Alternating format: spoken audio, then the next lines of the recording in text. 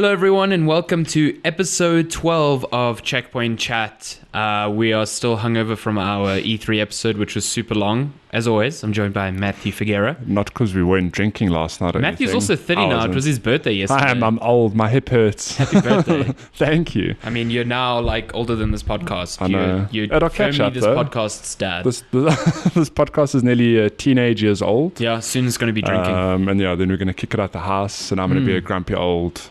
Did you hear of that dude who in the States, his parents took him to court because he refused to leave the house? They sued their own kid? So I think he's like 30 or 35, maybe even 40. Cool. But it wasn't a case of like, he didn't have a job and you wouldn't have a place to stay. It was like he had this great job. Just didn't move out. He refused to move out, and his parents tried and tried and tried. I mean, I'm paraphrasing hectically, but they took him to court and they won. So that's like quite a hectic. court interdict that he has to move out. So, I mean, we're pretty old. I hope our parents didn't do that. No. Well, I'm moving out this year, minus a lawsuit. Oh, are you moving out this year? Yes, I'm planning to. You're Probably going next to month. Spider Cottage. Spider Cottage, where I'll hopefully won't die. Yeah, because yeah. Spider Cottage, as the name implies, is filled with many. It's like a slice of Australia spiders. in South Africa. It really is, because Lenskut's cottage is literally in the jungle, and spiders seem to love coming inside instead of staying outside. You're just living on the set of like Lord of the Rings or something. But here's my favorite part. When the spiders come inside, Yeah. and we want to put them out, Lenskut's like, shame, but like it's raining outside. I'm like, but they rain spiders. They live outside. They want the rain. They want the rain. That's literally what they're there for. It's like, no, they came inside because they didn't want to be outside. I'm like, no, they only came inside because this is here. But if they were out in the middle of nowhere, there wouldn't be a nice little cottage for them to live in. So, yeah. They are massive spiders. And like every time you're there, it's just like all these pictures of spiders. And I'm like, I'm probably never going to visit this place. I age a good 10 years every time I see one. So though my birth certificate implies I'm 30, I'm probably like 3,425 years old at the moment now. So take from that what you will. Okay. Well, happy birthday anyway. Well, thank you. Nice seeing you fiddling with those knobs. Yeah, I'm just like, again, this fucking compressor light shouldn't be on all the time. And I don't change them every week. But then like when we start, I'm like, why is this always on? You think that, but someone comes into your room and probably plays with them. I don't know. Yeah, the ghost of podcasts past comes and plays with our mixing board. Yeah, I'm old. I don't know. Man. At least I fixed the bass. If you listened to last week's episode and thought it was a bit bass heavy, my bad. I was just dropping the bass. Yeah, Matty was just dropping the bass with his nasally can you voice. Can you turn down my nasally voice? Is that a feature? Yeah, there's just this button here that says nasal voice cut. Nah, cut it out. Boom, done. So I can stop making fun of me. Yeah. It's been a fairly interesting week. What a week. Do you want to fill us in on this Nintendo competition that you've been? We should have asked people to vote last week. Yeah, we should have, but I won't save it. I won't tell the story this week. No, of course. But I mean, you were involved in a very heated race. Yeah, so let me just give a quick overview. Where there's a Nintendo competition that started in Feb, and the brief was. So that long ago? Yeah, wow. It's been a long race. Damn. So the brief was take a photo of you playing your Switch in a crazy location. Okay, so I did. I climbed Lion's Head. Yeah. That's not the only photo I took, for the record, but Lenska and I took photos. So I've got one of me. So to be clear, she took the photos of me, obviously, and I took photos of her. So the photo of me of Lion's Head, it's her work. We took a photo of me at, what are they called now? I've gone blank. We went to watch a band, a very famous Canadian band. It, Crash Test Dummies? Crash Test Dummies, thank you. I went completely blank there. I was going to say Crash Car Burn, but that's yeah, this great Canadian Afrikaans band. And we stood right in front, and we got a photo of the Switch while watching them. Lenska lay in the middle of a road, and we took a photo I did of see her. that. That was fairly dangerous. On a quiet road, I'll add. She climbed a building. I mean, is she alive? She's alive. Okay, so then it's fine. She's fine. And then there was a photo of her in a tree. So we had a whole bunch of entries. Didn't she take one at like a building site as well? Yeah, that was pretty cool. Yeah, she was on top of one of the buildings. Took a photo there. So we went all out. And out of those entries, my one photo was chosen, and I was a finalist. And the grand prize for this competition is a 50,000 Rand travel voucher. That's huge. Which is pretty big, and a nice honeymoon voucher, some would say. I would Because say we're getting that. married next year, and I'm not going to go into that because we've chosen our location and we're getting married, and we just thought, Yeah, you don't want randoms to start popping up at your wedding. Exactly. I don't want random podcast fans be like, I love you. I'm like, well, who are you? I wish we were that famous. Can you imagine? Whoa, look at all these people outside your house just trying to get in, man. Yeah, We're too casual. famous for our own good. So just fast forward a couple of weeks, my photo was chosen, and then to determine a winner, it became a popularity contest. So yeah, not the best way to run a competition. No, it's not my favorite sort of competition, but Nintendo chose 9 finalists, and they said, cool, the photo with the most likes gets the win. But I'll leave the story at that, because at the moment no one has been chosen. Yeah.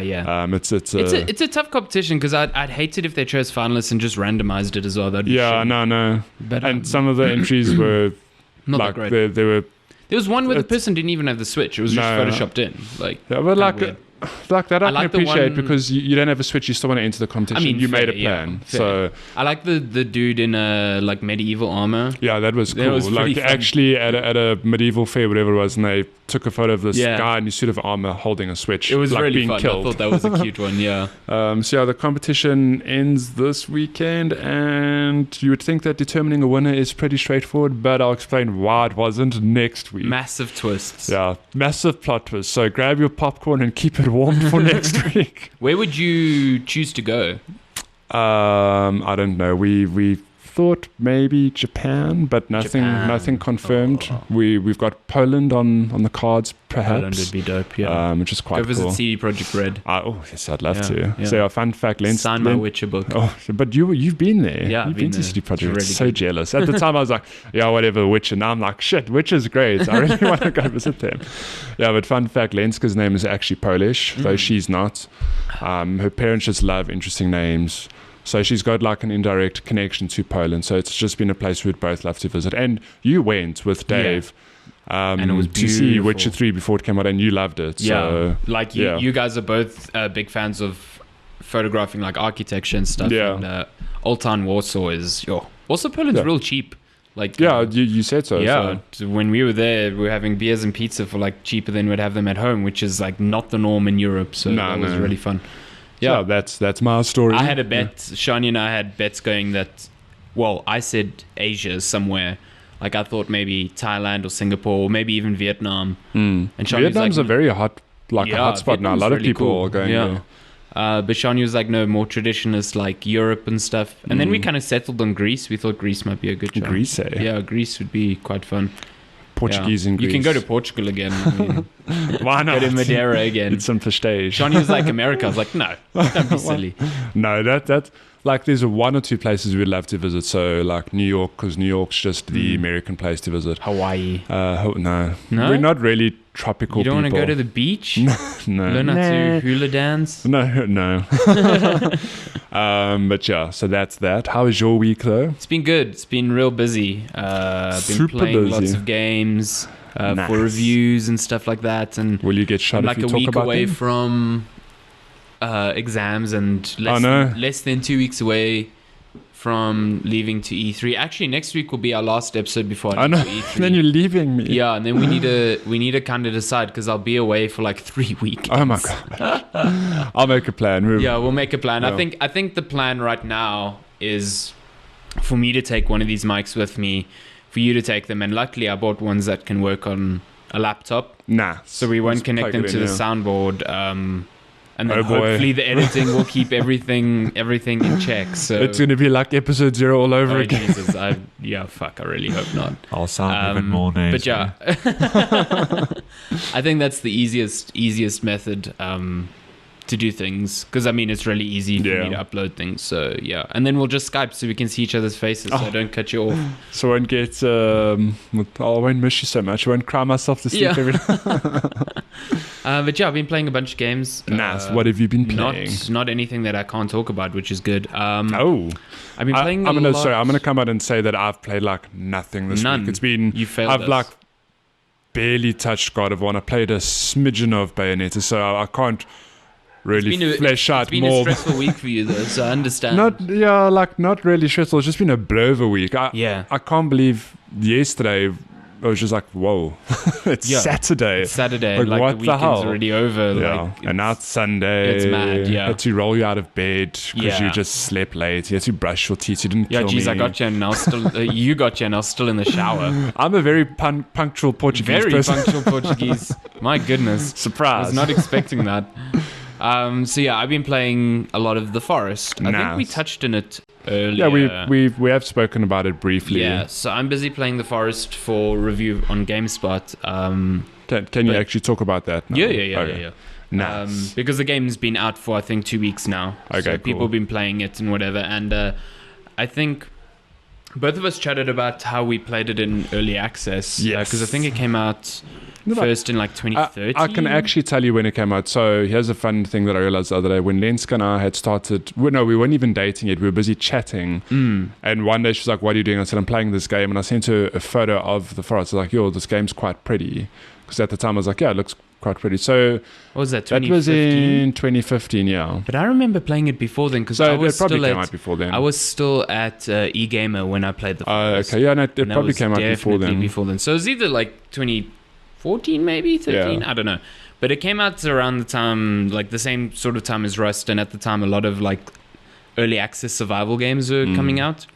And I remember playing it and I was like, oh, it's got some neat ideas. Like a lot of the UI wasn't really there. Like I knew you could build structures for shelter and fire and whatever, but like it was super clunky and very vague as to how you got these things done.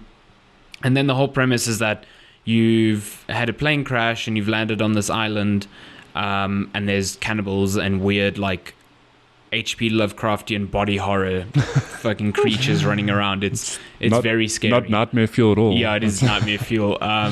And I mean, at the core of it, you're just trying to survive. You've got meters that, you know, govern like thirst and health and stamina, and your sanity is measured as so- well. Like if you don't sleep for days on end, your sanity slot. I don't recall that being a meter. They might have added that They've in, added a bunch of stuff. So like now you've got this like survival book which shows you like your current status. Like, are you sick? Have you been infected because you got blood on you and you got infected? You know, have you eaten berries that have made you ill, or drank water that has made you ill?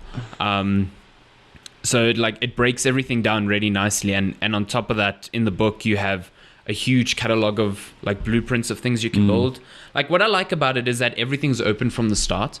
So it's not like, oh, I can only build this type of fire, then I've got to discover something else to build this type of thing, which sometimes slows things down needlessly. Like here you've got everything, but some of the resources you'd need to build the things are like harder to come by. So you're like, well, I don't have the tools for that, or I've never seen rope, so I can't build this because I've never even seen it, so I got to find it. But it always keeps you like in the loop of what you need to find. You know what I mean? So it's really nice in that regard that you get all this like information from the get-go, and it's presented in a nice way. And like building blueprints are nice because they have this like cool little hologram that you kind of just fill in. Like if you need sticks and stones, you can see each stick being added to the I remember that. structure. Which is really nice. And Can I just point out that's a very handy survival book? yeah, it's an Where would incredibly you would you buy such a just to book like? just to have a thing like. My favorite part of it is there's a whole page dedicated to building an SOS sign, but as far as I can tell, that there is no way the game ends with you being saved using that SOS sign. I might be wrong, but I've done some reading on how the progression works in this game, because there is a story. When you're playing single player, there is a story, and there is definitely a way to finish the forest. Okay. It's not one of those like see how long you can survive.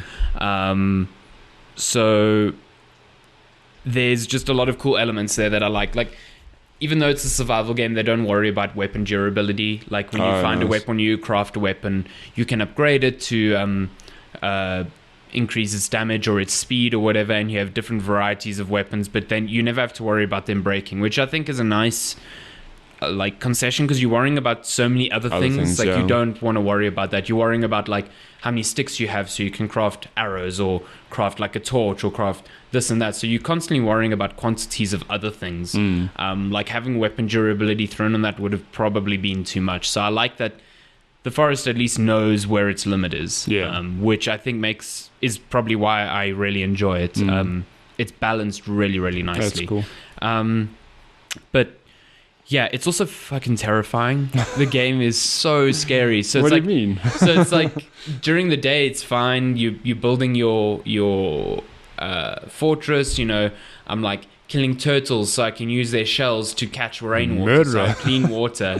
I bought like a rabbit trap. Oh my god, the rabbit trap's so horrible because when a rabbit gets stuck in it, you grab the rabbit and then it puts the rabbit in your hand. And then you click on the mouse and you just hear the rabbit go eek, and then it dies. And then you're like, oh god, what have I done? But it's a survival game, so you have to let the bunnies live or die. Yeah, exactly. Like it's really cathartic to have this like loop of like, okay, cool, I'm gonna check my rabbit trap, I'm gonna check my water, I'm gonna build a fire so I can cook my food, I'm gonna check my garden because you know I'm growing a bunch of herbs that I can use in healing and stuff like that. And as you grow out this fortress, so you start imposing like your mark on this island.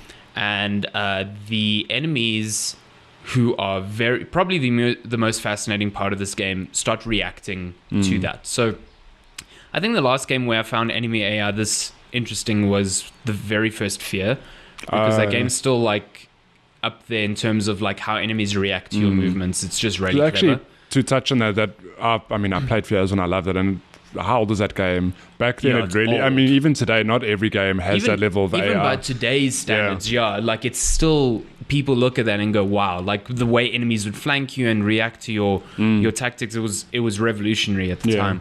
And the forest feels very identical to that.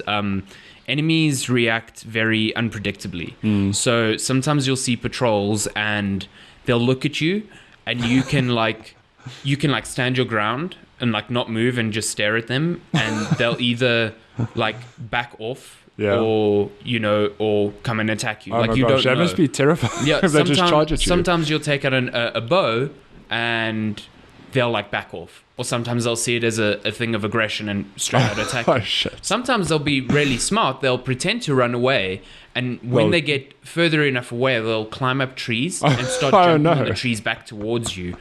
And it's terrifying. Like the ways you don't understand how enemies are going to deal with you is part of the fun. And then also the variety of enemies is also like you get these normal skinny cannibals that are fairly easy to kill. Then you get these like bigger mutants, and then you get these weird body horror things that are just like a mess of arms and legs that are flailing around. Shit. They're called Armsies. Fuck me. Armsies. Yeah, they make this weird groaning sound, and they are so difficult to kill. So there's a level of supernatural in this game. Yes, yeah. There's like Lovecraftian. Okay. So when you said that, I thought like, I've seen the weird corpses and that. I didn't realize that you actually get enemies like that. Yeah, there's like sometimes the Armsies.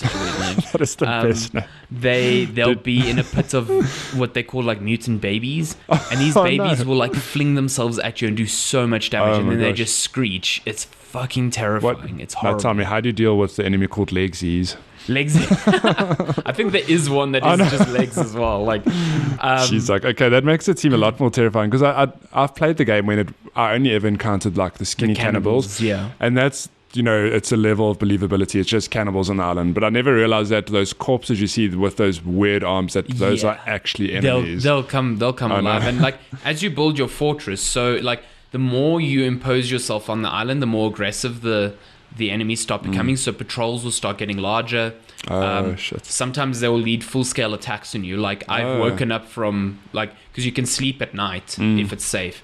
And I've woken up in the morning, and as I wake up, I hear one of those Armsies things like right fucking outside, and it just destroys my wall, gets into my garden. Does it knock on your door like repeatedly with all its arms? Yeah. knock again. Knock. But they like, so there's so many strategies. Like a lot of people that I've been reading act as like roaming nomads, where they keep the supplies they have on them, and they build small camps, so they never make themselves a big target. Some people choose to hide. There's ways where you can build fortresses on islands which make getting resources to and fro a bit difficult, but the zombies can't swim. So there's a lot of strategy to that, and just the enemies are really, really interesting. Like, I think the combat is a bit weak, like, because you're using whatever weapon you have. You can have an axe or a bow or whatever, and you basically just attack, and attacks like take down stamina, and you've got a block that doesn't block all the damage but blocks some of it. But you're usually incentivized to not get into fights of like more than 2 people, because I've come across roving bands of like cannibals where there's like 6 people, and I've dropped super quickly. Like they just because of the way they're not running at you. Some of them are leaping over you, some of them are flanking you, and they do flank you. Like you'll be like, I swear to God, there were 2 other people here. Next thing they'll be behind you. Do you have a moment to talk about a Lord and Savior? Yeah, Lord and Savior, while I eat your flesh. And like fights get really, really difficult, and the combat itself doesn't lend itself that well to it. But I guess in the same way, if the combat was very rigid and well put together, maybe it would be easier for me to take on these big bands and never feel in danger. Because now, often when I see like a huge band of cannibals on the horizon, I'll either go in the other direction or I'll hide until they pass. So keeping that tension is probably paramount. But it's just a constantly like surprising game. Like you have your play on the surface where you're just roving around the island looking for resources and just trying to explore and progress the story. And then you find entrances to caves, and there's this whole underground cave system. There's like 9 caves in total, and the caves are like horrifying. Because it's super dark. So you use your light or your torch or whatever. And when you come across cannibals in there, if they see any light, they'll immediately become aggressive and attack you. No shit. So you can like try, get past them or whatever. But just like being in this like claustrophobic environment with very little light, it's super, super scary. And sometimes like your lighter will go out and your guy will frantically try to reignite it. And by the time you reignite it, there's an enemy in front of you. I know. Stuff like that. So the game does a really good job of dealing with sound as well. Like in these caves, you hear like little water droplets always dropping from the roof. And sometimes you'll knock something that you haven't seen and it'll make a massive noise and you'll fucking shit yourself. Or you'll get into like a small hole and there's bats and they'll just screech. Sound is paramount to this game. Like even when you're walking out in the forest, you hear like leaves crunching and falling. And you'll every now and then hear a weird noise, and you'll wonder if like it's a cannibal like coming up on you, or like you'll start second guessing your senses, which is something I haven't had happen in a game in a long time. Like that's cool. It's so well done. I wish the story was a bit more, I don't know, maybe not, I don't know, because there is a story, but there's like you need certain items from around the island to start instigating like the end game. So I'm not going to give away like the story because I find it actually pretty interesting.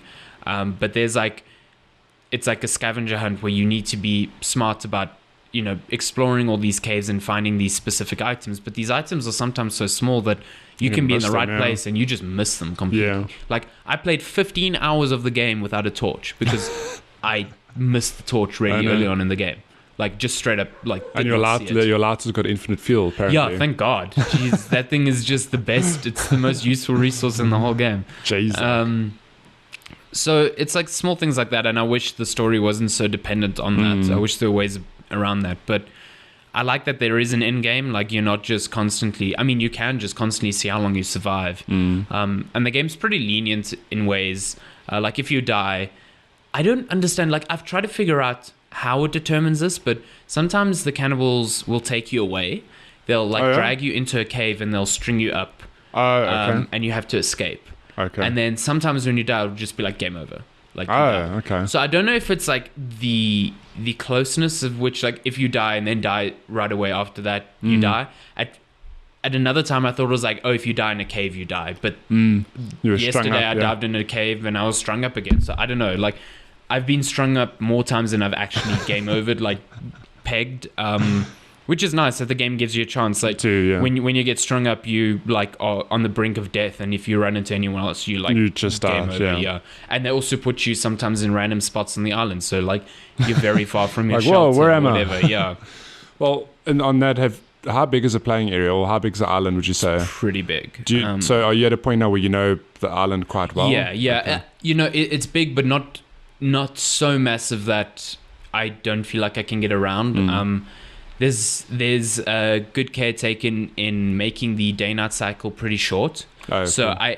whenever I look at the map and go, cool, I can get from this side to that side, but that's all I can do that day, because by the time I get there and do what I need to do, I'll need to start heading back, because you don't want to be out at night. Yeah. When you're out at night, the cannibals are roving in greater numbers, and then because you have to have like a light on you to even see, because the game just goes pitch black. You'll just get attacked from nowhere, and it's not a fun time. Could you, for example, can you climb trees in the game?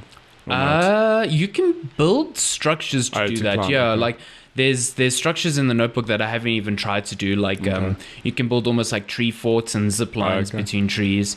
I've never felt the need to do that. Yeah. It's the same with, you can build houses that float in rivers as well. You can do that. Like, that is one kick-ass survival book. It's the best It's survival got everything. book. It's so crazy. I'm going to go to CNA and buy my own after this podcast.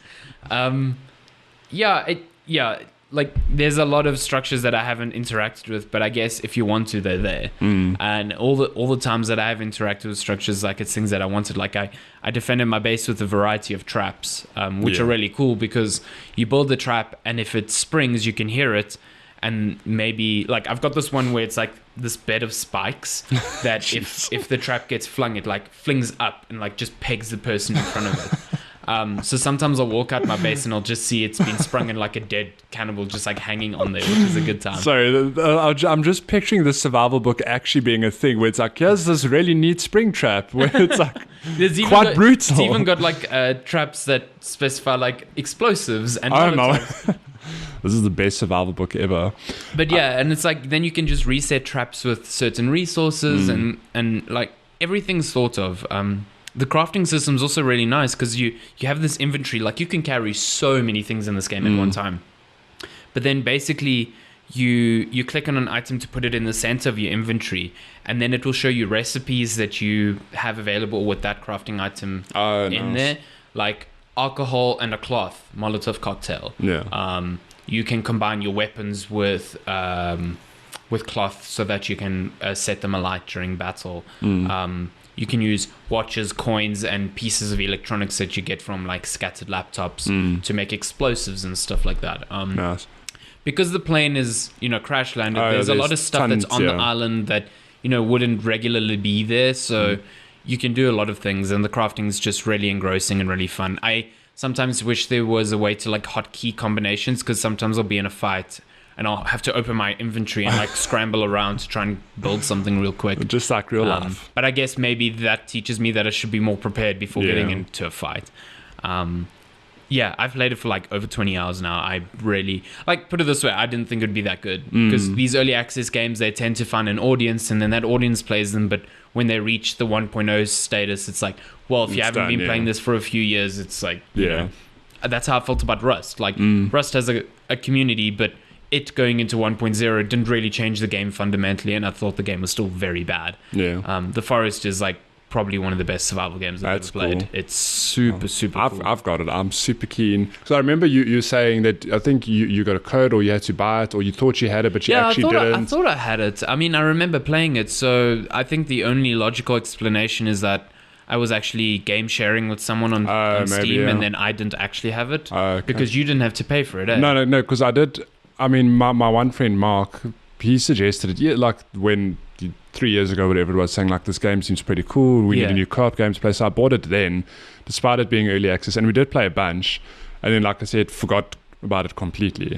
But I did check on Steam this week, and I do have it, and I've downloaded it. So yeah, we can play co-op. Keen, I've heard the co-op breaks the game somewhat, because I think does it not speed things up? Yeah, a it bit speeds things up, but it makes combat less tense, because now you've got two people wailing around, and also if I go down, you can revive me. Yeah. But I'm still keen to give it a go, because like I do feel like the beginning of the game is a bit slow because like a lot of structures require like big logs, so you have to cut down trees back and forth and back and it's forth. back and forth. But yeah, I'm keen to How play. many people can you play co-op? I wonder. I'd imagine it's like think four, it's but I think four. is it not more than I four? think it's 4. No. I think I've seen people playing 3-player. Okay. So maybe that's 3, but I definitely know it's more than 2. That's cool. Well, I'm yeah, glad. we I'm need to give glad. it a go. I'm glad it's being received well because hearing your opinion, it's not the only strong opinion I've heard. I've heard many people are enjoying it. So I mean, yeah, it's got the little bits of jank. Like it's pretty. It's a pretty game. But it's got moments where like enemies will clip through things, or sometimes I've seen enemies run into walls thinking they can get through the walls. Yeah, just like weird inconsistencies, and sometimes like it looks really good, but some unimportant foliage will be like very 2D, and it'll look kind of bad. But for the amount of balance and the number of game systems in there, like it's just really fun. That's like cool. I'm very excited to play the it. first few hours I was like, oh, I don't know if I'm enjoying this now. I'm just like, yesterday I must have played like 9 hours. Jeez, It was straight just up. so good. Just like really just looking around, exploring, being terrified. As one does when they're on an island with people with like fucking that. Armsies. Armsies and legsies and babies. Yeah, and mutant babies. Mutant but yeah, I really enjoyed it. You should pick up the Forest. It's really cheap on Steam. It's like How much is $130. it? Is it that cheap? It's so cheap. It's so Sure. worth it. Like that game should be 3 times the cost for the amount of content you get. Firstly, like there's a lot going on in that game, and just the experience. It's way worth it. And I think, if I'm not mistaken, they have plans to bring it to console eventually. Well, I mean, if it's successful enough, I don't see why they wouldn't. It's real good. Really good. That inventory is going to be a fucking nightmare on console. So how many Armsies out of 10 would you give it? Yo, at least 3 wailing arms. Whoa. Sure. And 1 foot. And 1 footsie. Whoa, Those footsies. things, they're so scary. They're terrifying. No, I don't want to play the game. I don't want to have nightmares. But so that's the Forest. Yeah, that's Forest. Pick up the Forest. It's really good. My review should be up soon have well. have you been when I playing stop anything playing else? The game. Have I played anything else? Yeah, Yeah, 'cause you I'm haven't letting played you steer the anything. ship. I've barely You're letting touched me steer. nothing. Yeah, I just don't want to sorry. take over here. I can tell you about how exciting it was to log into my Final Fantasy Brave X. Yeah. Give me an update on EXO. Final Fantasy Bravest. Wasn't there an event that happened this week? I actually can't because I literally just log in every day to get my daily bonuses. But wasn't there a thing like And that's Sephiroth it. came in the game or something? Yeah, no. So Sephiroth came to the game. I I hoarded love up. that dude. Yeah, that emo I dude. love how that he is. kills Aerith. Whoa, spoilers! Oh my gosh. I can't wait to see that death in the remake if it ever comes out. Oh, Said God. no one ever. No, I'm gonna cry. it's just going to be a remake where Aerith turns around and spits in Sephiroth's face. Then Sephiroth trips over, lands on Cloud's Buster Sword. Game. Whoa, this is a whole new take on the game. Who Yeah, would have thought? I mean, this was a remake, so... Yeah, okay, but Speaking of remakes, did they... Okay, we'll get to it in news. Never mind. what? Okay. Whoa. Resident Evil 2 remake news. We'll get Is there. there news? Oh my gosh. Yes, Okay, we'll there's get to news. that We'll get later. to that. But yeah, I can't actually speak much on it. But yeah, Sephiroth has come out, and I've had this game for the past couple of weeks now, and I don't really play it. It's just, I don't know what it is. It's just something about I've got a thing about not missing my daily logins. Okay. So I always log in, get my bonuses, quit the game for the potentiality that I will. Yeah, just, play. one day maybe One you'll day open actually, like, something and it'll be Look, great. the game is fun, but it's just one of the things where I can either play that or I can play my Switch. So I Yeah. often choose to play my Switch because why not? And very seldom am I out sitting doing nothing where I'm like, oh, I need a game to keep me busy. So yeah, that's about as much as I can expand on that. If Okay, you want to even okay. take from that. But yeah, no, it has weekly events. Yeah. And the one was, the big. I thought Sephiroth was in the game already, but Okay. apparently Is not. I Aerith don't in know. the game? I don't think so. Can they smooch? Maybe. Oh, whoa. Well, this is a whole new take on Final Fantasy. This is I didn't Final expect. Fantasy fanfiction. Welcome to the Final Fantasy 7 fan Because fiction honestly, podcast. Cloud is just garbage. So Yeah, he's just. Zach should have survived. Zach, don't make me cry on this podcast. Let's be honest, we all really want the Crisis Core remake. Fuck more me, I than paid Final so Fantasy much money 7. for that. I'm I like- surprised that Every now and then, I'm tempted to just buy a PSP again and play that game because it's so. Do you not have a good. PSP? I sold it because I'm an idiot. Guess what? I have a PSP still, And I Crisis have Core? Crisis Core. Fuck, So okay, you're I'm very welcome stealing to that. steal it from. I'm stealing that because that game is so good. Oh, I'm so sad.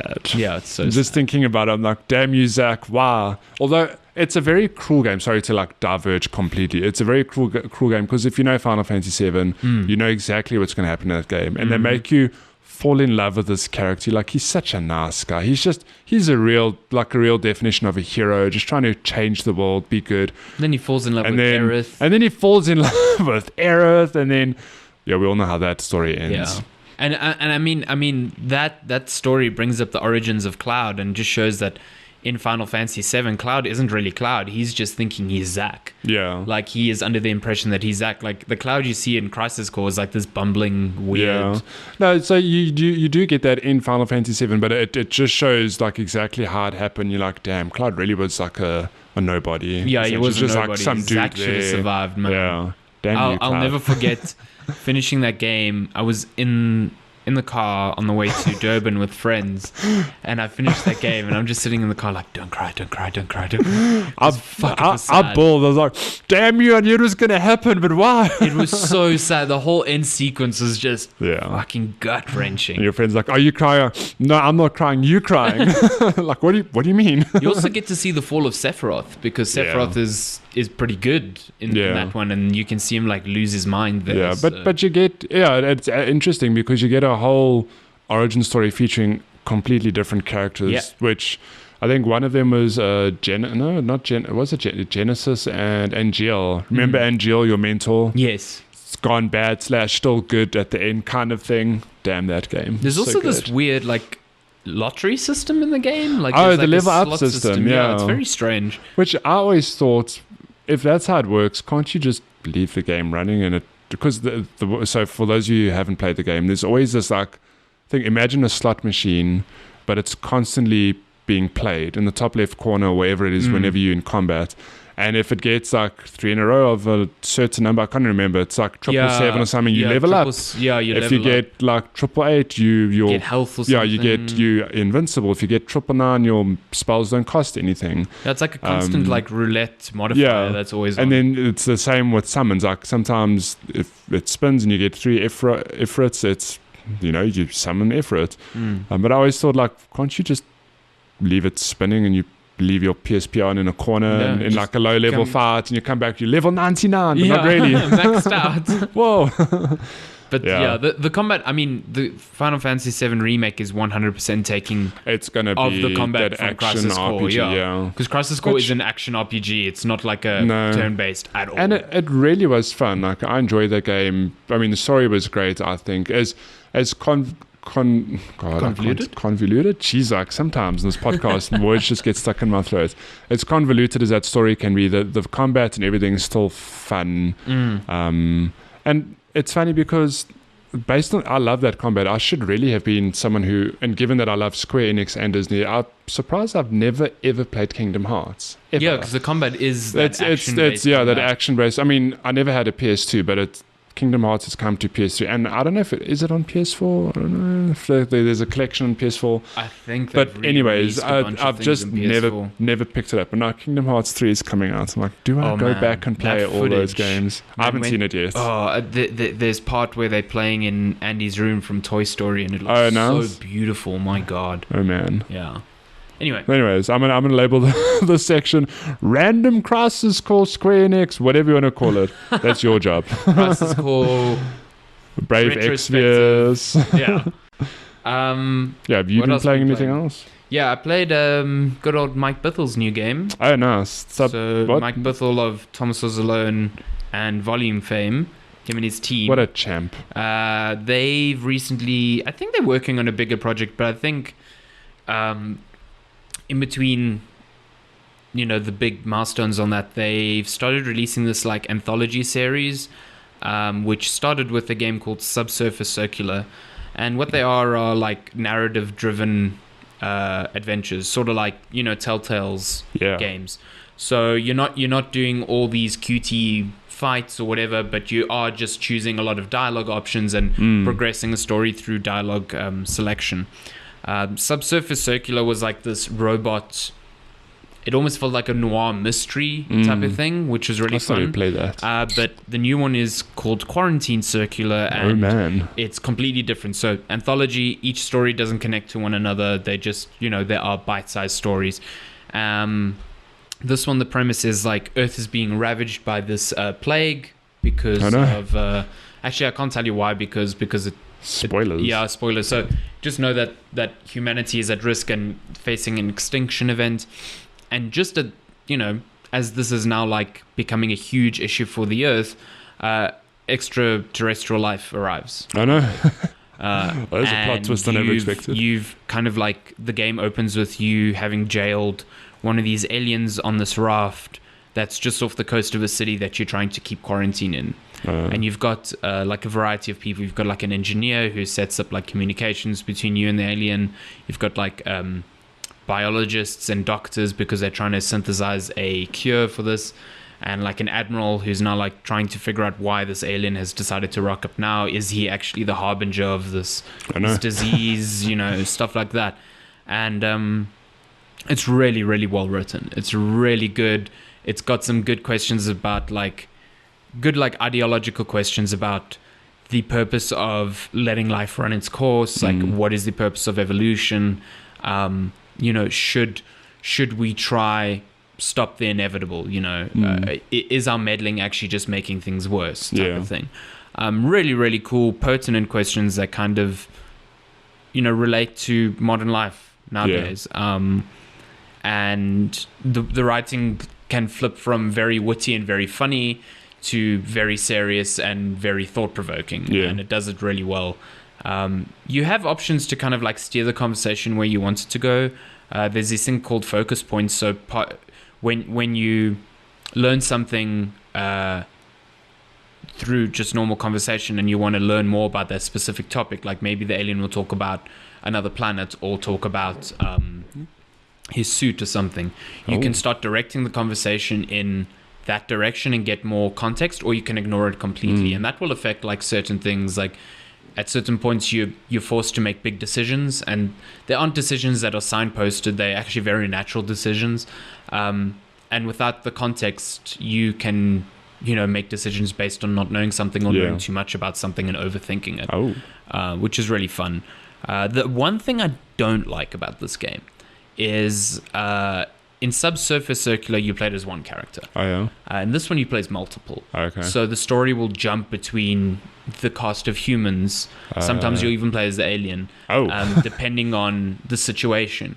And at first, it's fine because it's like, in Act 1, you're going to play as this engineer named Mark Perez. And in Act 2, you're going to play as the alien. But then later on in the acts, you start jumping between characters in the middle of a conversation, which is fucking jarring. Like because the characters are written to be one sort of character, you're not role playing as yourself in that character's shoes. You are fulfilling their role. So like if one of the doctors is really young and naive and she's very reserved and very quick to make rash decisions, like you can't change her personality. You are just seeing that personality through. So when you go from a personality like that and then shift over from one sentence to the next to like a security officer who's very brooding and brash, like for you to change your mindset and make decisions based on their personality just comes off as really jarring. And there's even times where the game kind of like knows it's happening because it will signpost your replies with, "Oh, you're replying as this person now." And I'm like, "What? I thought I was playing as this person." This like it's just a bit messy. It puts you out, and it puts you out during conversations that are meant to be like within their climax. Like it's a big story moment, and next thing you're another character. So I think it's a poor point. At the same time, the endings are a bit disappointing. No. I think everything up until the endings is really strong. Like you go through these motions. Like I don't want to spoil anything because they're these super charming moments. Really, really well written things. But then the end kind of like tries to wrap everything up very quickly. And the ending is not as surprising as everything that's come before it. So like you read the ending and you're like, oh, okay, cool.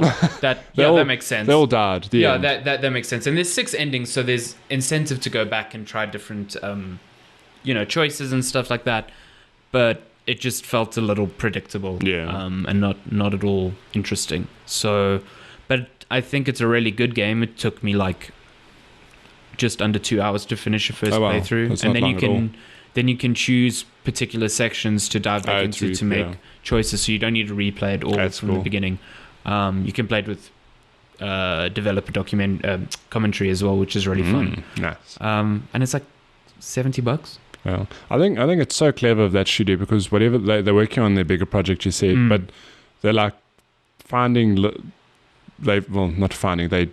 doing and setting aside the time to do these little projects on the side, which it takes their time, but it helps generate some income as well. Because I think Subserver Circular was very well received, and I think that's sold. It's cheap, and it's sold well enough to like just boost them in the right direction. Oh, it came out on like Switch, then it came out on mobile. I think it was like it. I think it's just very clever to supplement their big project with these little, and you can experiment then as well. You're not gonna destroy your studio by putting all your eggs into this one basket. So I think it's also just a creative outlet for them. Like the biggest thing you hear about in developing games is like working on the same project for 3-4 years is tough. It's hectic, because it's really easy to get bored of what you're working on, and that reflects in your work. So having this allows Mike Bithell and his team to kind of like, okay, let's take a 2-month break. Let's take a 2-month break. Let's write. He always talks about his writing and wanting to get better at writing, and this gives him a chance to first have a different creative outlet, to get better at writing and earn some money at the same time. So I think it's a really, really smart development method. And I think his team appreciates it. Like, the music as well, super good in this game. Mark Bethel and his team just always get music. Yeah, they nail presentation. It's got like this almost James Bond-esque intro with this great music. There's a lot of polish in this game. It's really well done. It's not like this thrown together narrative adventure that you're like, oh, I can clearly see this was a distraction from a real project and not a real project. This is like, if Mike Bithell wanted to just do this forever, like he could. And I'm glad that it's an anthology series, because it means there'll probably be more. They can just keep going, And he releases them so surprisingly. It's just like, heads up. Like, cool. Knock knock, who's there? Mark Bethel. Mark Bethel, you've my new game's out. What? How did that even happen? He did say that they are gauging interest to bring it to Switch and mobile and stuff, because I guess like this, it's not, porting it now takes time. So if there's the demand and they can see that they'll make money from it, they'll do it. But it's not their core thing. So, but I think it will run on any PC. It's not a demanding game. For $60, like, it's cheaper than a film and will last you about the same time. Like, it's a 2-hour thing. It's cheaper than a movie ticket, and you'll get a story that's really, really fucking good. So it's a no-brainer to me. Like, you should 100% buy pick it up. What did you play it on? PC? Yeah, I played on PC. Is it only available on PC? Right now, it's only on PC. But Steam. that's knowing that Steam, it'll probably come. It'll be nice and Switch. It'll come to a smartwatch near you. Yeah, it comes to your Casio smartwatch with a calculator. Oh, nice! Best watch ever. But cool. That's Quarantine Circular. Go play that game. It's real good. You're not my mom. Fun. I can do whatever I want. Should we get into gaming news? Should we do games coming out this week? Oh wait, we'll do that one first. We're close to E3, so game releases are slowing down. Get out. Hang on, I need to make a note here. Games coming out. Do you want me to tell you about our non-official sponsor? Yeah, for the week? You said you made one up, so I never make them up. They're all unofficial and not real. So I know what you're talking about. Cool. So have you seen Solo yet? No, I haven't. Have you? No, nor have I. Okay. So we were approached by Disney to punt their... Well, sorry, we were not approached by Disney to punt their... Punt their new film? The new toy. Oh. Marketed to a new generation of Star Wars fans. Okay. I'm interested. The Millennial Falcon. Oh, what? We're getting a Millennial Falcon? No, a Millennial Falcon. Oh. Powered by avocados. Oh, cool. And self-loathing and but millennials can't afford it as well. No, exactly. Okay, so cool. There's just blame, and that's it. Okay. That's our sponsor. It never works properly. It always complains about going into can't afford houses. That's always expects the pilots to know what to do. Exactly. That's as far as I got. That's my response. And that's that. So because we missed a lot of game releases last week, I'll just quickly go over some things that came out over the past week. Detroit Become Human. which is Quantic Dream's new game. reviewing pretty well, isn't it? Yeah, is it's it like, not? It's like either reviewing really well or people are super negative on it. Oh, okay. So I've it's like one of only those. seen some positive. I've reviews. seen a lot of so Umar Yeah. reviewed it for Critical He liked Hits. it, yeah. He liked it, really enjoyed it. But Peter Brown, who is my editor at GameSpot, Hated it. like he didn't hate it. He gave it a 7 out of 10. So in my books, that's still a good game. But he pinpointed issues with like it appropriates real world struggles and then does nothing interesting with them.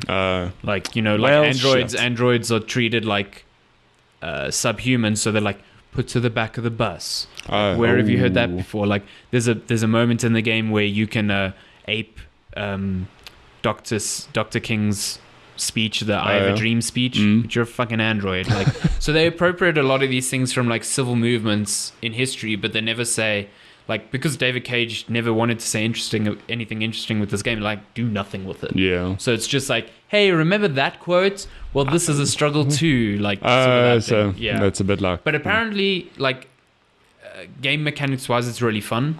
Oh yeah. That's the cool. story's interesting. If you can get past, like, this is where people kind of diverge. They either find the story very fascinating and thought provoking, or they're like, I see right through the story what it's trying to do.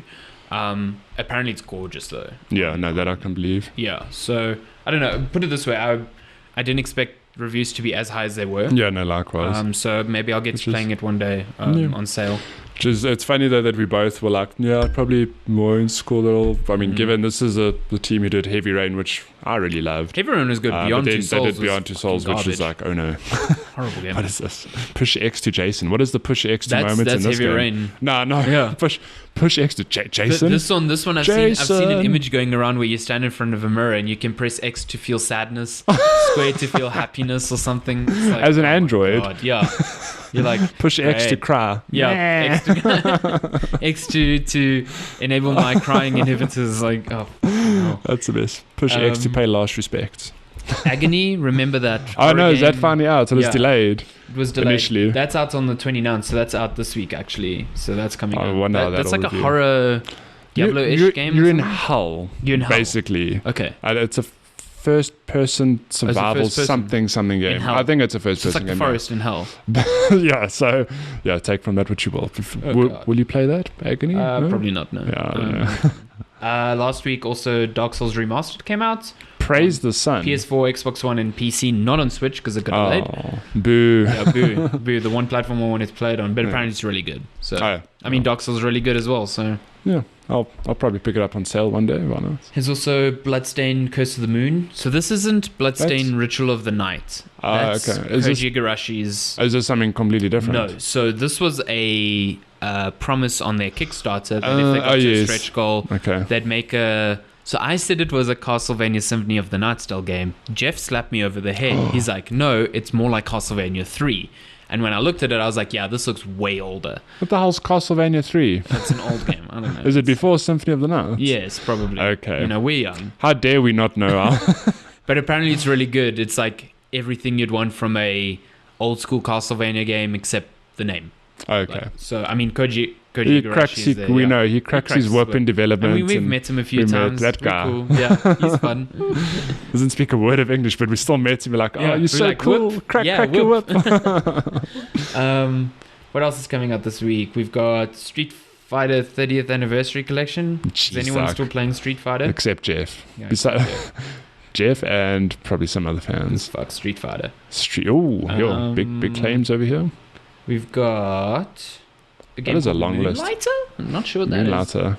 That is... I know what that game is. The sequel to It's when you Sunlighter. have to go to a job during the day and then you come home and have to moonlight on a different job. Oh no! What? Moonlighter. So it's basically Nailed my it. life. Oh, sure. This is a Sandy Jeez, simulator. Did you make that game? Yeah, I did. Does it come with a time machine? Yes. Oh, nice. We've got the Sega Mega Drive classics.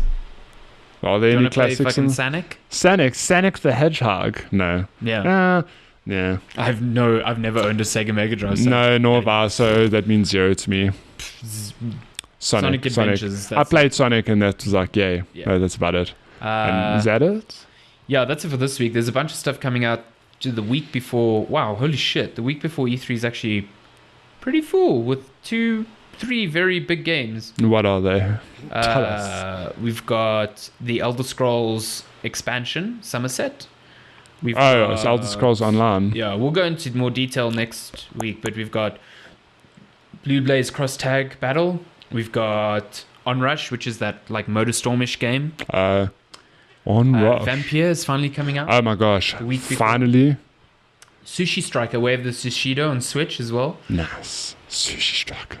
And Jurassic World Evolution is coming out the week of E3. Are you fucking kidding me? That's like the worst time. That's the worst time, yeah. Game. But now, that game, a lot of people have told me that they're excited for it, and I've never seen anything. But releasing during E3 is a bit weird. You're just going to get drowned out. Yeah. Well, I don't know. Is it maybe not a clever move because no other games are coming out in E3? The last time that a big game came out just after or during E3 was Batman Arkham Knight. Oh, and that did a really good job of hiding the fact that that PC4 port was fucking terrible. So it was a strategic move. Oh, we don't know. Like, it was a good game, but speculation. Like, holy crap. I still need to play that. Yeah. Okay. Let's get into news. Okay, you. So the quick news is Resident Evil 2 remake. I'm really letting you steer the ship because I've been like just out of it. Yeah. So I had no idea that there was a Resident Evil 2 remake at all.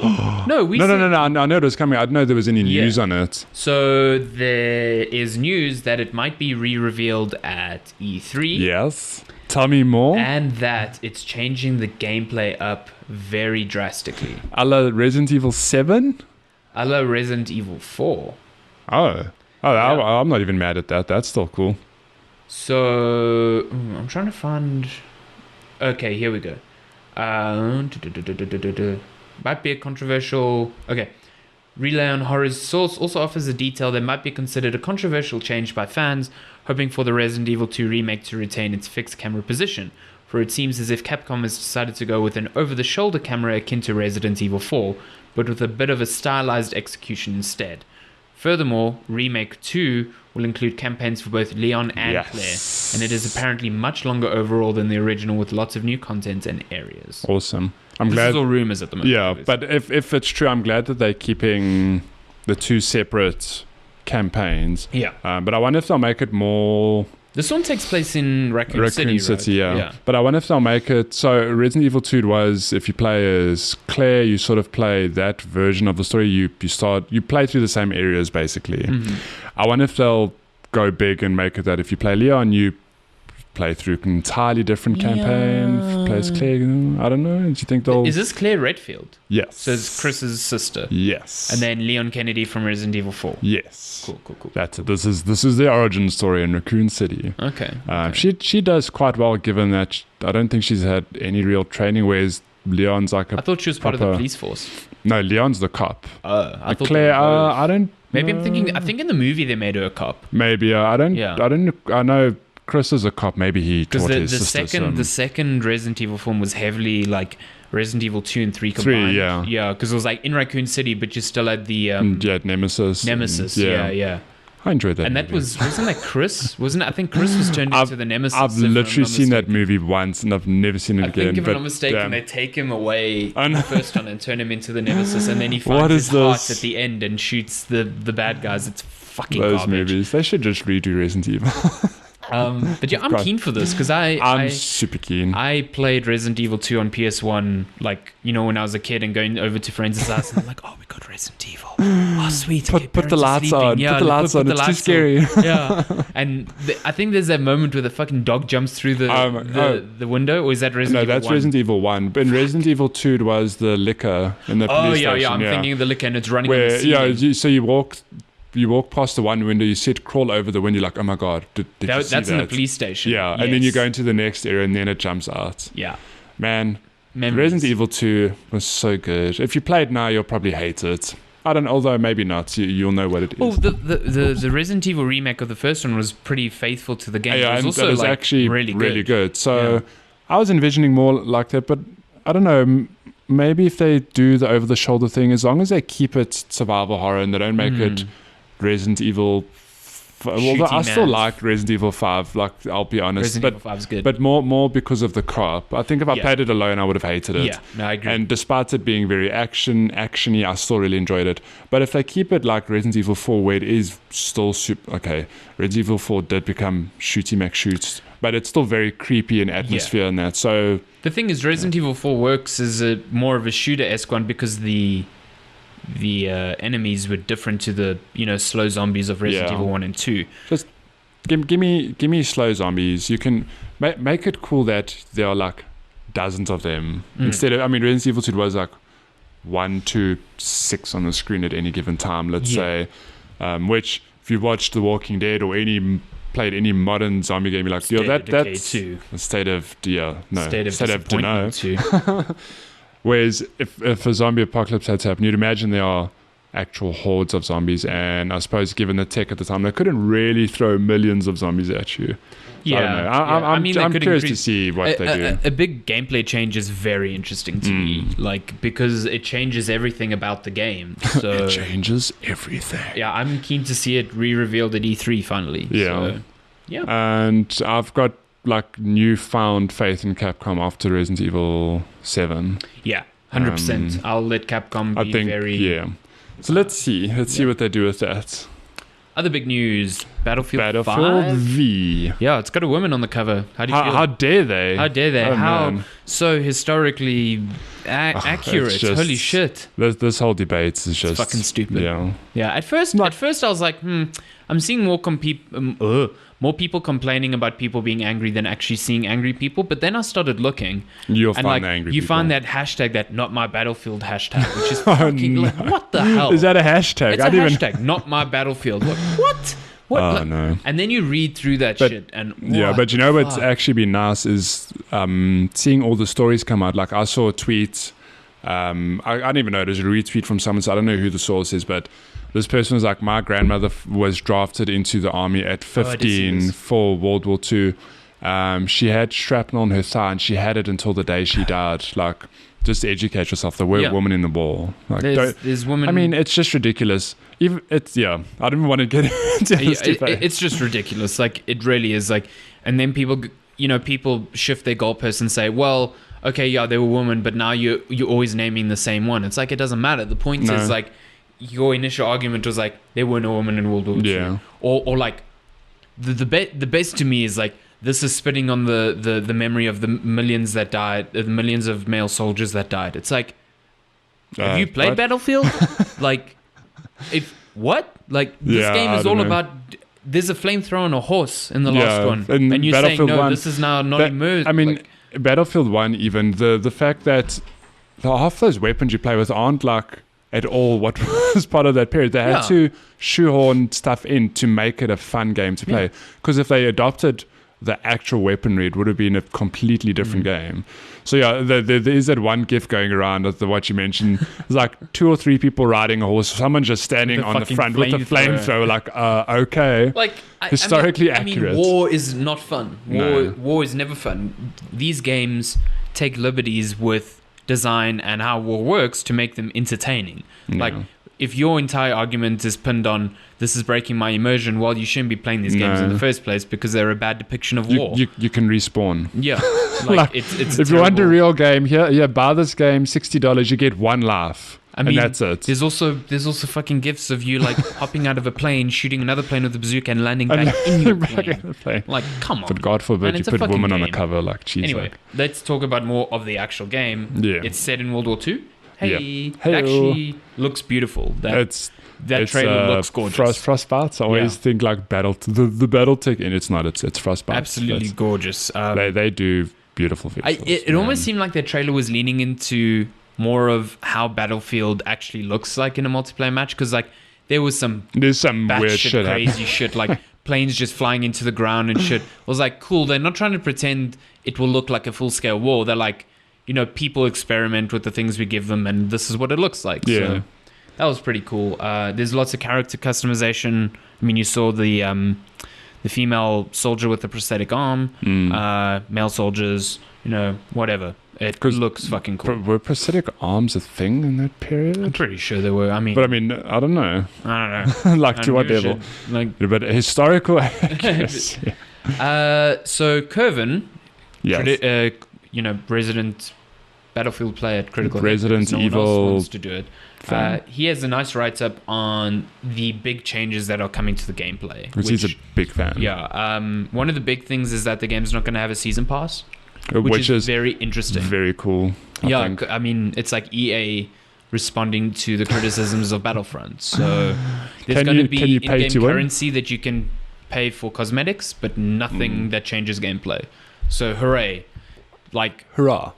Glenn actually penned a piece where he's like, gamers should be at the forefront of changing loot boxes and all this monetization of gameplay mechanics, and I kind of agree, because at the end of the day, if people who play the games are vocal enough and are voting with their wallets, something that has been passed around for years, then companies like EA, big conglomerates, pay attention. So I agree with that.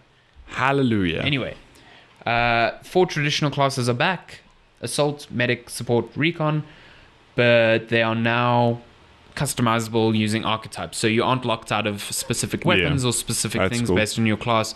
You just kind of create your class based on items you add to it using subclasses, which is a really cool change.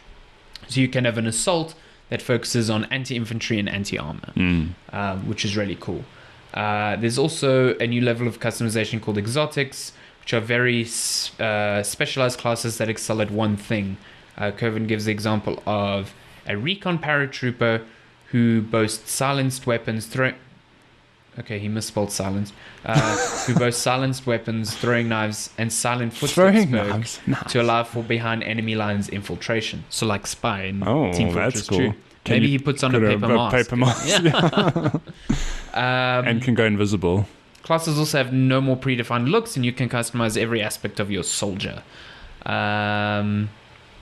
Apparently, weapon balance and recoils completely been reworked. Weapons have different levels of bullet penetration. There's a new system called attrition, which will see soldiers spawn in with less ammo and grenades than before, preventing grenade spam of previous games. Oh, nice. Because it is, you spawn, you throw your grenade in the air, and that's it. Oh, picking up ammo is now an interactive process. You need to press a button to prompt an animation to pick up ammo from crates and supplies. That's cool. See, now that's historically accurate. Yeah, you have to pick up your You ammo. actually have to pick up the ammo. Vehicles can be ranked up. Is that Black new? and white? Yeah. Vehicles can be ranked up via a skill tree progression system through usage. Vehicles can be customized using the company, but it is all cosmetic. Oh. Yeah. Certain maps will have asymmetrical vehicle spawns for 2 teams. One team may have a single bigger, stronger tank, while the other 2 has 2 or 3 smaller, more nimble tanks. That's pretty cool. That's quite cool, yeah. Destruction is far more detailed. Buildings will now also not collapse in one quick action, but slowly and realistically crumble and fall over. That is awesome. I really like how they've always been great with building destruction. Yeah. There's nothing more satisfying than rolling up in a tank and just shooting out a wall and watching it crumble. Yep. It's really, really so satisfying. All soldiers, irrespective of class, will have a toolbox that allows them to build fortifications. Only the support class will be able to build offensive fortifications. Yeah. Fuck, this is Fortnite. Oh, also, there's no Battle Royale mode. Oh, yeah, surprise. Yeah. They said they would investigate it, but there is no... I'm sure they will. Maybe... I'm kind of surprised by that. Yeah, I really do think that at some stage they will tack on a Battle Royale mode or something. Health no longer auto-generates. Whoa. New attrition system also affects gone your back health in bar time. by dividing it into sections, take enough damage to drop several sections, and your health will only regen up to the current section that it's in. All squad mates can now revive each other. It will not only be the medic. The medic will just revive people faster and be able to bring them up to full health using a drop med pack. You can also cancel revives, and to counter being shot while reviving, you're now able to drag the ragdoll model of a downed comrade by their limbs so that you can move into cover before reviving them. I don't know how that'll work, to be honest, because if I'm someone who's just shot down an enemy and I see somebody trying to revive them, I'm just going to shoot them too. Yeah, exactly. Is there going to be time to drag the body around the corner? And then the last thing is just some changes to movement. You can dive backwards, dive forward, backwards, or side to side while running. Yes, that makes me happy. And you could see that in the trailer. The guy was quickly flipping around and like dolphin diving. So yeah, you're telling me there's dolphin diving. Yeah. Hallelujah. Oh yeah, you're right. I did see that, which is quite actually cool. Very cool. You can be knocked back by shockwaves from explosions while running. Jesus. Your movement has an impact on the environment. Run through deep water and you'll see your character's legs animations change to show them putting in more effort while the water will slow you down. Movement will now disturb foliage. Oh. So laying prone in tall grass may prevent you from being seen, but your movement will move and part of the grass or reeds giving your position away. Like Jurassic Park with Velociraptors. There's talk that running across rocky areas or off the beaten track may cause your character to stumble, even fall on unsure footing. That would be interesting. And that'd make me so mad. Was he running in my highly trained soldier just trips? Yeah. And then I die. But there's a lot happening here in Battlefield. I think we're going to see a lot more at E3. But this sounds like wholesale changes to the game. Yeah. Honestly, it Battlefield. Like I enjoyed Battlefield 1, but I was at a stage where I'm like, yeah, it's just another Battlefield. It's cool. When they said it's a World War II setting, it's like, yeah, that's interesting. But after seeing like the trailer and reading through some of the changes, I'm like, it actually does sound like there's some awesome changes there. Yeah. I don't know if I'll pick it up. I still want to see hard reviews and everything, but I've always loved Battlefields. I've never been a traditional Call of Duty person, and this isn't me hating on Call of Duty. You've just preferred. I've just preferred Battlefield. The fact that you can land and get in a tank or fly a jet or just do whatever the hell you want. Again, like it to me, it's bizarre that Battlefield doesn't have a battle royale, but Call of Duty does. It should be the reverse. I'm sure they will, though. Yeah. I mean, they've got everything's there. They literally have to just go. No, I'm not going to upset the game developers saying they can literally just like write one line of code. One line of code, Battle Royale mode equals 1, just write that and it works. But the fact that they've got these really big playgrounds, they've got the vehicles, they've got all of that stuff there. They've got the weapon balance that is suited for long distance. Yeah, they just need to go to the drawing board and be like, okay, how's our Battle Royale mode going to work and how do we put that in? I don't think they'll have to change much in terms of the actual engine. I think they just have to find a way to... Even if they don't try and push it to 100, I mean, they have maps that support 64 players. Yeah. And of course, I mean, in a Battle Royale, your map needs to be bigger because you want players to travel and, not find each other within 2 seconds. Yeah. They have the network support to support these 64 players already. So they're more equipped than Call of Duty is, I would think so. I would think it would be easier for them to implement it. Whoa, is that trademark? Damn. I really do think they will put it in at some stage. I think so too. Yeah. What is interesting is this no regen health thing, because Call of Duty is doing the same thing. Oh, they're also doing that. Yeah, Black Ops 4 is also... I was listening to the Giant Bombcast and... Jeff there was talking about playing it, and he was like, you don't have regenerating health, you now have syringes that you can equip as a item that boost you, and then like upgrades of that boost you give you regen faster. So now it's like do I take a grenade or do I take a syringe to regen? And to me that makes sense, because Call of Duty is so fast, you're dying so quickly. Like maybe the regen's actually not really conducive to that game. But it's interesting to see these games like go back and to like almost like to the old school. Yeah, exactly. I mean, it was a thing. Which game introduced regenerating health? It was Call of Duty, I think. Yeah, Call of Duty was one of the first. Halo used to have it before as well. But that makes more sense in Halo because it's like your shields are regenerating. Yeah, your spacesuits. Yeah. Whereas in Call of Duty, it was like, oh no, you're dying. Whoa, there's no med kits in this game. Oh, okay, you just regenerate your health. And I suppose it was a thing at the time, like, just streamline the game, worry less about your health, just play. But then it was like, oh no, I'm dying. I'm going to hide behind this cover. Yeah, I'm gonna run away and hide. This guy sleeping. She's like, Call of Duty putting you to sleep. Damn. I find it super interesting. Yeah.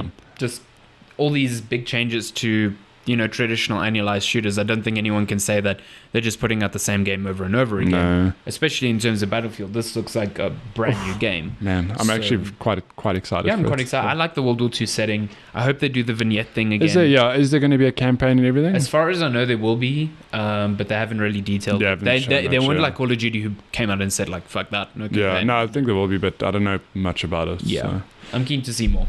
Even me. Let's see what else. That is quite cool. I enjoy Battlefield. There could be rumors of Hitman Season 2 coming out. There was a... but it says update. No, it's not. Oh, no, it's not. Okay, never mind. Never mind. Skimping right over that. Far Cry 5 is getting its first DLC expansion called Hours of Darkness. Oh. I think it's going to take place in Vietnam. So really? Oh. Hours of Darkness will drop on June 5th, taking Far Cry 5 players out of Hope Falls County and into the jungles of the Vietnam War. Well, that's a departure. Yeah, all their DLC is super weird. One of them's taking place on Mars. Oh. Yeah, it's super weird. What is Far Cry these days? Let's see. Man. Previously hinted at by war veteran Richard Dutch Roosevelt, the new expansion will task players with a rescue operation as they step inside the boots of an unfortunately named Wendell Redler. Wow, that seems stupid. Hours of Darkness will feature the usual solo and co-op gameplay, which will most likely last a few hours. It's after the story ends that things get interesting. Players will have 2 new modes to try out after the credits, in the form of a survivor mode that limits your inventory and guns and homeopathic remedies, while also getting the chance to go full Rambo and action movie mode. And there's a Hot Shots video. Yeah. What a movie. That is Darren. Hot Shots 2. Yeah, I mean, if you enjoyed Far Cry 5, I didn't. Yep, well, that's more for you. You can do that. Good friend of the show, Craig, was complaining about a huge bug that he encountered with the game. Last night. Yeah, where all his guns and vehicles yeah. disappeared right at the end of the game. That sounds like fun. Yeah, not really.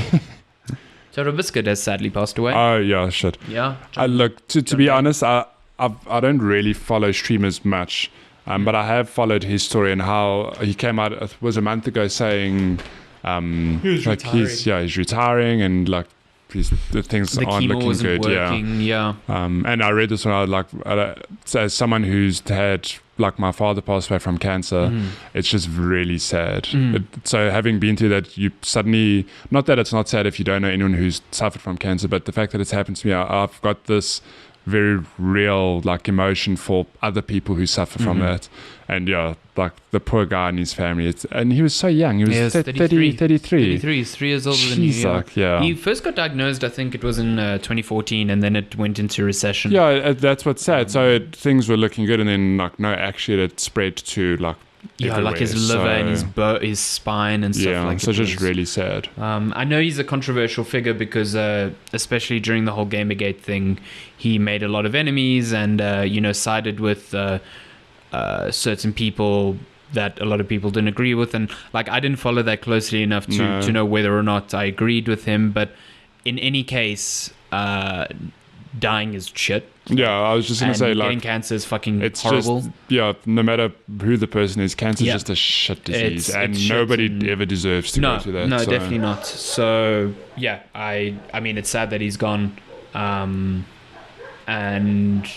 Yeah, I think there are plans in place for his wife and, his podcast host to continue. I think she's going to keep stuff. that brand going and keep streaming, so that's quite cool. It was just it was quite sudden because I knew it was getting bad, but then it was just like... Really, it was... I mean, when he said he was retiring, I was like, shit, like, it's not looking great, but I didn't realize it would be that soon. Yeah, that soon. Yeah. Let's see, what else? Well, that is an interesting story nonetheless. God of War... Yeah, God of War sold over 5 million copies. I'm dying to go and play more Boy of War. Boy of Dad. Dad of Boy. Oh, man. Yeah, 5 million is another fastest selling PS4 game yet. With good reason. Yeah, in a month, so 5 million copies is crazy. And we know friends, crazy. So I've only started it recently. We know other friends have also... I think Kerwin's also started. Yeah. Sage said he started on the hardest difficulty. Wait, but good luck. That's what I'm doing. We are on the same difficulty. You can't start on. Can't you start the harder one? Wait, can you start on the? I think you can start on the hardest one. I thought you I thought you notched it down back to normal. No, I'm still on hard. You're not a coward. No. Okay. I'm a real God of War. I'm a real boy. No, I don't know how you guys are doing that because I thought I'm still making my way through it. Yeah. Anyways, Dark Elves. Leisure Suit Larry's coming back. What? Why? Sorry, There was something, was it in the press release or something where it's like, it's just as juvenile and stupid as you think it would be. Yes. Yeah, it's like Larry is trying to date like someone of his dreams, and he's using a dating app, and he has to date other less desirable women so he can up his rank on his dating app so he can finally... It's fucking shit. Yeah, I don't know. This day and age, Jesus Christ. Let's just, please just go, just die. Yeah, the less said about that, the better. Yeah. Red Dead Redemption 2 won't be delayed again. I wouldn't. I mean, that was a given, I think. Yeah. Although I do think, I've said it many times, I think it would be so funny because Rockstar have this huge position of power. They could troll the other companies so They've hard. got all these people to change their release dates. They could be like, hey, surprise, we're moving our release to October. Then all of a sudden, Call of Duty and like Battlefield are like, oh shit, we're releasing earlier to avoid that shit. Oh god. Oh wait, didn't Overwatch turn 2 years old? Yeah. It's that was this week, right? Yes. Yeah, so I did act. That's one piece of news I did actually see. There's a bunch of new skins. There's a new map. Petra? Yeah, there's a new stop motion animation with it was so cool. It was Tracer baking a cake. and Tracer making a cake, and it was the figures. You know the actual figures. Actual figures. It was really cute. Yeah. I really liked it, and like Tracer tricked Reaper into lighting the candles using his die thing. It was really fun. Oh man. Yeah, I can't believe it's 2 years old already. It's crazy. Yeah, just where have the last 2 years gone? Still man. just so good. Yeah, still just really, really good. Fortnite has got jetpacks. I haven't played Fortnite for a while. I've seen more people dying with these jetpacks than anything else. Actually putting them because to it's use. like it's an item, so you can't shoot and jetpack at the same time. Okay. But it's got fuel, obviously, or like a recharge. So most of the time I've seen people jetting into the air and then they run out of fuel, fall and die because you take so much fall damage. So it's fucking hilarious. That's amazing. Fork Knife, what a game. Yeah, Fork Knife. I love that game so much. I love calling it Fork Knife more than anything. Okay, cool. 1 or 2 more stories and then we'll get into questions. We actually have quite a few questions to get through. Overwatch is getting an official line of Lego, Hasbro, which is and so Nerf guns. Cool. Okay, I don't care for the Nerf guns, although... What? I wouldn't say no to a Nerf gun, but I'm more excited to see the Lego. Dude, I want a pair of Tracer pistols or... Oh, wait, I didn't think about that. That'd be quite nice. Not Hanzo. McCree's fucking revolver. Can you imagine a Hanzo Nerf gun? A Hanzo just bow and arrow. But they make... And then you get one that splits into... Yeah, but because it's a Nerf gun, and Nerf guns are like known for having tons of... you can shoot tons of ammo. Imagine it is like a quick fire bow and arrow system or something. We used to have Nerf guns in the 24-bit office. Now they've been banned because someone got shot in the eye. Someone always has to ruin the... Who the hell shoots someone in the eye? It was an accident. Yeah, of course it was. I'm keen for Overwatch Lego though. Yeah, Overwatch Lego is something I really want to see. Yeah. I like building a scaled Diva mech or something like that. Oh man. Building, imagine the map sets, like the little sets that you can get based on the map. Yes, jeez. Yeah. I cannot talk. It's a Sunday and I'm tired, okay? And I'm old. I'm 30 now. Hey, you chose to come on a Sunday. This is all you. I could have done a birthday edition, but you know what I did on my 30th? Sorry, quick side What did you do? I napped. Nice. It was great. It was great. I mean, you are getting old. You're 30 I know, now, yes. I need sleep more than anything. Okay, last one. If I can find a last one that's worth I'm it. giving you a minute. Okay, give me a minute. Cool. And I can't fill the space with a fake sponsor. I already burnt my Millennial Falcon Shit, my pitch. internet's so slow. I know. Okay, you got 30 seconds. Not finding anything interesting. Okay, no, never mind. Okay, let's go straight to user questions. Okay, so we got one late last week, which missed our E3 prediction episode. How dare you? We'll answer it now. From Adrian Barnard, my good friend / doctor, who's also a serious gamer. Wait, he's your doctor? Yeah, he's a doctor. Well, he's not my doctor. Oh yeah, I was like, that'd be strange. Amazing. Jeez, like one day, when, like please look after me. Don't charge me money. Don't charge me extra, please. So, side note about Adrian, I saw him. Do you remember that game? It was about a week or two ago, a couple of weeks ago. It is a baseball game. Super baseball, whatever. I don't know if he's playing the same game that we were trash talking for fun. Yeah. But I started my PlayStation yesterday just to make sure everything's up to date, whatever. And I saw he's online, and I saw he's playing. I don't know what it's called. It's like Mega Baseball, whatever the hell it's called. So I go into his profile. I'm like, oh my gosh, he's playing this game, and it says that he's been playing at the time. There's a little counter. You can see how long someone's been playing a game. Basically, he'd been playing this game for 8 hours solid. He So I was loves like, baseball, holy shit. He's like, he watched a let's play of it, and he's like, it looked cool. He saw it, and he got it, and he's just been playing for 8 hours solid. And then we got a screenshot on WhatsApp. I don't know what time it was, but he made a team based on, and he named all of his players us. So like, there's a Matty fake character, and he's like, we won the league, boys. So yeah, he's hooked on that game. I've seen a great gif from that game where the pitcher like pitches and the guy hits it back and hits the pitcher in the head, and the guy just like falls over and dies almost. We should play this game. Maybe we should. Maybe baseball was a mistake. So anyways, back to the one. He tweeted us last week after our E3 episode, but he said he wants to see FromSoft reveal Bloodborne 2 or the Tenchu reboot or whatever, that he just wants to see what that cryptic teaser was. I really think it's come Tenchu. to fruition. Really think it's Tenchu at the moment. Yeah, so we'll see. But he sent that last week, but he also sent us questions this week. Thank you. To say, do you take your coffee black or with milk? Also, your favorite espresso-based beverage. Now, I'm going to laugh because we all know you hate coffee because you're a monster. I'm not a huge fan of coffee. I mean, I'll drink a cappuccino. Cool. You'll drink cappuccino. That filter coffee that they have at work, garbage. Terrible. Horrible. Not even with milk. I know. Not even with 3 sugars. It's fine. A good espresso is fine because you can just take it like a shot and it's over very quickly. You don't. You make it sound like it's a painful experience. You can take it and it's over quickly. You don't have to suffer. Coffee milkshakes, fucking legit. Oh man. Also, apparently, coffee milkshakes aren't the same as iced coffee. I know. Who shat on you? Wasn't me. It was Curvin. Oh. You know what? At the end of the day, it's coffee. It's cold. It's delicious. Fucking get off my back.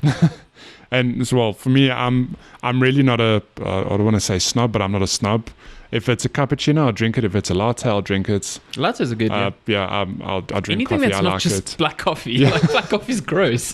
Yeah, I'm not a big fan of black coffee either. My dad used to drink black coffee with like a shot of whiskey in it. Back in the day. Irish coffee for the win. Oh man, yeah. Okay, but Adrian has another question. He says, okay, more seriously, you can only ever play one game again. What is it and why? Wait, does he mean you can only ever play one game? See, this is hard because it's not immediately like, oh, I'll just pick my favorite game. Because no, but I thought about this when I was in my Dota 2 heyday. I did think if I was ever stranded on an island, I would only need this game because do it, Matty. No, don't. Okay, but that sort of game, because it is the same premise, but you can play it again and again and again, and it'll last you thousands of hours. Okay, so I did think Dota 2 is an option, despite the toxicity and the fact that I'm over it. It is still something that you can find value in, I think. I suppose a more modern example, Overwatch. If I'm given Overwatch and there are cool. If I still get access to all the events and the skins, whatever, like maybe I'd get tired of it, but it's not like. But it's something that can feel fresh. Yeah, it's not a single player game you played once. Like, okay, I'm going to play the same 10-hour game forever. Whereas Overwatch, any multiplayer game, I think is just. Yeah, I think a multiplayer game definitely is more suited to that. I think like if I had to like think about it for 30 seconds, like Fortnite would be up there for me. Destiny maybe. Actually, Fort Life. I'm even calling it Fort Life now. Fork Life. Fortnite, Destiny 2 would definitely be up there for me. Yeah. Just something that, it feels grind, like it lives and it has a grind. Diablo 3 would be there. Oh, that's a good one. Diablo 3 would be very good. Oh, that is a really good one. Yeah. They're none of my favorite games of all time, but I can't imagine playing Portal 2 or Journey forever. Repeat, yes. You get so tired of GLaDOS. Get so tired. Oh my god, stop singing the birthday cakes. Then you just start like trying to speed run it, see how quickly you can get past it. Oh man. Okay, but that's that, I think. Good question. From Nick to Brain, good friend of the show who doesn't, I don't know if he still listens to us anymore. Is he a good friend of the show? I don't know. Is he? He just gives a shit. Okay, well, we'll see. We'll do a test. Nick, you're a dick. So if we get a message in WhatsApp saying like, hey, I heard you guys calling me that, we know. He says, question, do you ever actually record on the day you're supposed to? I mean, does it matter? For the most part, yes. It's a Saturday or Sunday. Does it matter? We could record any day as long as the podcast comes out at the same time. And we've only missed the deadline like twice now, okay, in 12 weeks. So What is that? 10 out of 12. Yeah, It's, we're going on like an 8% yeah. lose rate. Yeah. So come on, stop being such an asshole. And last question. Well, although I do want to give a shout out to this tweet. Corey Stradom says, "Hey Matty and Sandy, great job on the podcast." Aww. Thank you for listening to us. He is a pal. He always messages us. He does for each episode. We appreciate the wholesome support. Yes. And last one from Megs. He says, question, what meal do you recommend to have while listening to Checkpoint Chat? Well, this is difficult because I'm normally driving when I'm listening to podcasts, and you shouldn't be eating and driving. Although every now and then, if I cheat and get McDonald's, I get one of those small junior cheeseburgers and eat that while I drive. I eat those while I drive. Won't even deny it. That's probably the only thing I eat in my car while driving. So good. And have you seen how you can get a mini Big Mac? Really? Big Mac Junior. No way. It's like a double cheeseburger, but it's a Big Mac. That is amazing. I'm going to get one of those immediately. McDonald's is like proper trash food, but it's still such a guilty pleasure. Yeah, I'll eat it. Yeah. I mean, even hates really, she hates Len's and I often, we were just like, yeah, do you want McDonald's? Yeah, do you want McDonald's? Yeah, let's go get McDonald's. Shawnee, in the first few months when we were dating, when she came over the first time, we got stuck in like hectic traffic. Oh no. And so I was like, oh, let's get McDonald's. And she was still at the point where she wasn't comfortable, I guess, saying no. So she got McDonald's. She didn't even make it through a burger. Eventually she's just like, this is crap. I can't do this anymore. That nearly ended your relationship. Yeah, she hates McDonald's. How long have you two been together now? 5 years. Jeez, I can imagine those few months would have ended over a Big Mac. over a double quarter pounder. Yeah. I mean, yeah. So McDonald's is the approved meal to listen to Checkpoint. Yeah, McDonald's is good. Like I said, good. I'm always driving when I'm listening to podcasts. But yeah, likewise. You can always eat good Chinese food. Chinese food's good. Or curry. I have this mad obsession with curry at the moment. Like, there's this curry place nearby here that does this great. So I'm vegetarian, so I eat the cheese, that Indian cheese. It's called paneer. And paneer makhni is basically like butter chicken, but with the cheese instead of chicken, and it's so good. Nice. Fuck, it's so good. And that naan. Wait, because you're vegetarian, you don't eat fish either. No, I eat fish. Okay, so you're pescatarian. Yeah, pescatarian. If you want to be funny about it. Yeah. You must try my mom's prawn curry. I'm down. Man, one day, invite you for dinner. Prawns are like one of my favorite things in the world. My mom makes a killer prawn curry. I am... invite me. Okay, so the official meal to listen to is prawn curry or McDonald's. And prawn curry, McDonald's. What did you say? Chinese. Throw Coke in there as well. Oh, Coke. And Red Bull. Yeah, no Red Bull today. Were you just drinking straight up vodka there? I'm trying to stay away. Yeah, I'm just keeping to the spirits now. And that's that. That is all the questions. Thank you. That is thank you for the lovely questions. Fruitful questions. Yeah.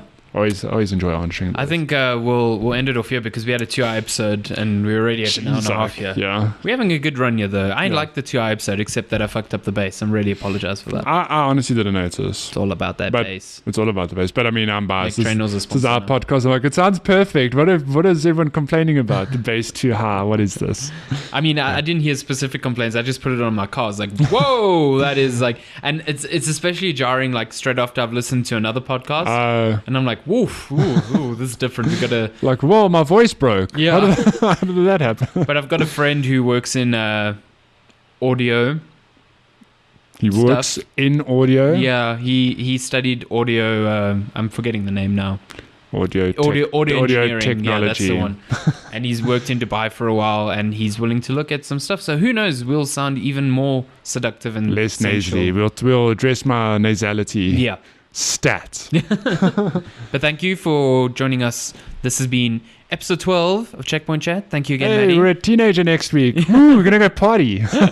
Happy birthday again. Thank you. And we'll see you next week. Goodbye. Yes. Goodbye.